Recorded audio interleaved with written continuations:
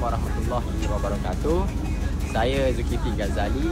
So kami hari ini berada di National Stadium untuk World Athletic Championship 2025.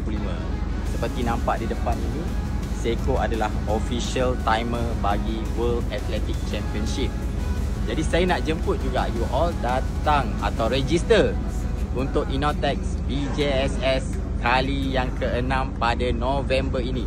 Jom daftar sekarang. Yes.